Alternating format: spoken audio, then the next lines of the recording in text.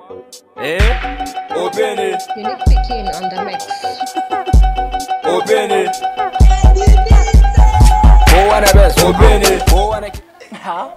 Ai yanzu na duba layin silan buwan ganka wannan cin tabbas kana nan. Ai ka san nan ne gurin zama. La ilaha illallah. Inda inuwa ta kai muna nan. Wato ka san me yake faruwa? Sai ka faɗa. Ina wannan yarinyar Minal. Ina jin ka. Wadda na baka labari ne mun hada a Facebook ta turo mun da lambata na WhatsApp muna mutunci mun yi Okay. To sai yanzu me ya faru? To a yanzu ma mun saba ita sosai. Har kira min ke yi a waya ta kira ni in kira ta yi waya no. Jira Allah ke bala'i. Ai fara. Yanzu ma halin da nake ma mun yi agreement da ita yau za mu haɗu. Kan girman Allah. Ta turo mun da adireshin gidan su ma normal. Kan girman Allah. Wallahi to ai shikenan. Kuma ka san dai kan area nan ba ni da abokin da ya wuce ka na ce kai zan ja mu je area nan. To in ba ni din ba to wa za ka ja? To yanzu ya zai. Daga nan ai can muka ko kai ba zan cire ba. Mu zuwa ta. Ba jira. Baka. Ai kenan kawai. Hello babe. Ga na kofa. Wallahi ina kofar gidan. Sai ka bige ni to?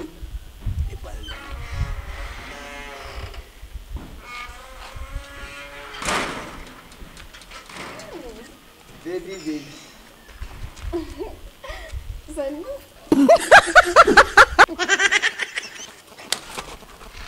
Baby, ai ni ne wanda muke waya. Wannan ai dan iska ne a gari.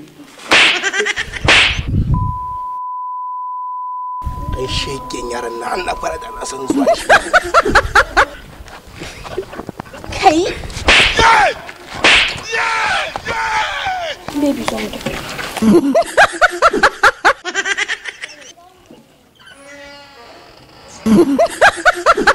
You think say they wise? Yare mumuma.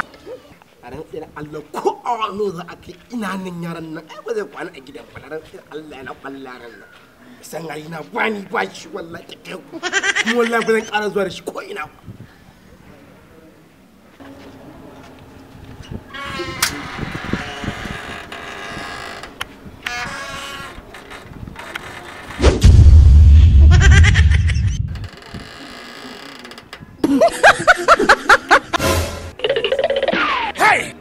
Me nake gani a haka?